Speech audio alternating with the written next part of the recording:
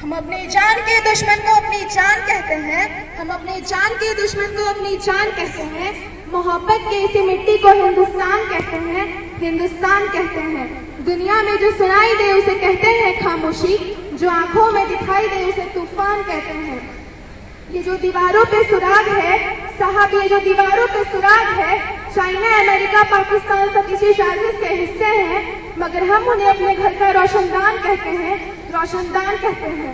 परम सम्माननीय अतिथिगण, आदरणीय प्रधानाचार्य महोदय, उप प्रधानाचार्य महोदय, आदरणीय शिक्षकगण एवं मेरे प्रिय मित्रों, मैं ज्योत्सना शुक्ला कक्षा 8वीं अ की छात्रा आप सभी का इस स्वतंत्रता दिवस पे हार्दिक अभिनंदन करती हूँ तथा निर्णायक समिति का अपने तहे दिल से शुक्रिया अदा करना चाहती हूँ, जिन्होंने मुझे आज इस आजादी के महोत्सव पर अपने विचारों को प्रकट करने का अवसर प्रदान किया है। आजादी का असली महत्व वही समझ सकता है जिसने कभी गुलामी की हो। यूं तो हम अपने आप को बहुत ही सौभाग्यशाली माने कि जिसने स्वतंत्र भारत में जन्म लिया है। यूं तो आजादी की लौ 1857 ही में जल चुकी थी, जो हर साल जलकर 15 अगस्त 1947 में हमारे देश को आजादी दिलाई। प्राचीन, मध्यकालीन और वर्तमान भारत के उदाहरणों से यह स्पष्ट करना चाहूंगी कि हम जब फिरंगियों के फेरे में फंस गए थे तो रंग दे बसंती चोला की एक आवाज पर टोलों की टोली उमड़ आती थी और वंदे मातरम के किनारे में खूनों में आने वाला वो 5-5 डिग्री का तूफान अंग्रेज शासकों की जड़ों में तूफान ला देता था। लोग मर जाते थे, मिट जाते थे, फांसी पे चढ़ जाते थे, आखिर वो भी तो अपनी देशभक्ति साबित कर रहे थे। उस दौर में देशभक्ति को साबित करने की कसौटी ही कुछ ऐसी थी। उसके बाद 62, 65 और 71 के युद्धों में अपना सुहाग खो देने वाली औरतें जब अपने घर को वापस लौटती थी तो उनके घर की हालत कुछ ऐसी होती थी।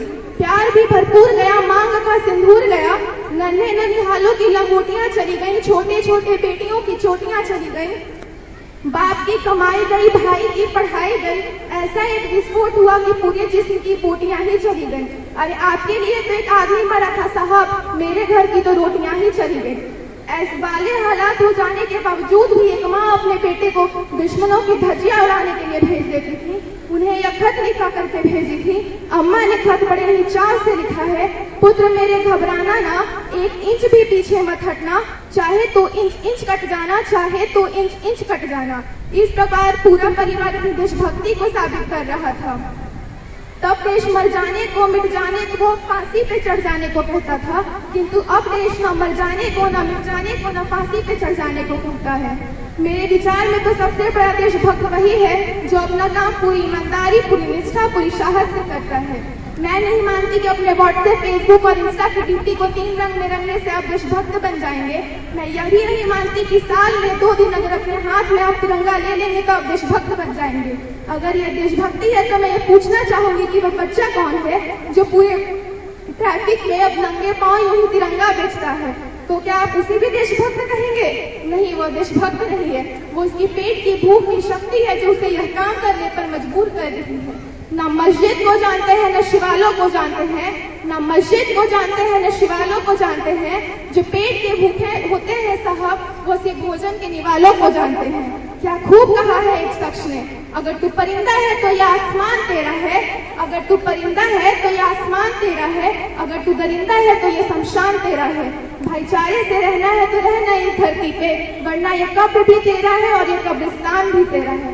सबसे बड़ा देशद्रोही तो वह बेटा है जो अपने माँ बाप को यूं ही वृद्ध आश्रम के चौखटों पे छोड़ आता है। अरे करा उठती है वह देशभक्ति जब हम मुसीबत में फंसे लोगों के साथ सेल्फी खींच के उस पर लाइक बढ़ाने में लगे रहते हैं। हमारा भारतवर्ष आज पूरी तरीके से हमारी युवा पीढ़ी पे निर्भर करती है।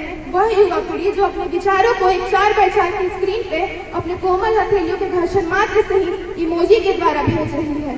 हम एक पत्थर की मूर्त के सामने 56 भोग लगाते हैं, लोग यूं ही भूखे प्यासे तड़पते फुटपाथ पर सो जाते हैं। मजदूर को मजबूर न समझे, गरीब को काम दीजिए, दान नहीं। अगर दान देने के इच्छुक है तो जीते जी रक्तदान दीजिए और मरने के बाद अंगदान दीजिए और किसी मरने वाले को जीवन दान दीजिए। मैं यहाँ आपकी वाणी को विश्राम देते हुए बस एक ही चीज कहना चाहूंगी, न ये सरकार मेरी है, न ये रब मेरा है, न ये सरकार मेरी है, न ये रब मेरा है, और ना ही ये बड़ा सा नाम मेरा है। बस मुझे गुरूर एक ही बात का है, मैं भारत देश की निवासी हूँ और ये भारत देश मेरा है और ये भारत देश मेरा है। धन्यवाद। जय हिंद, जय भारत।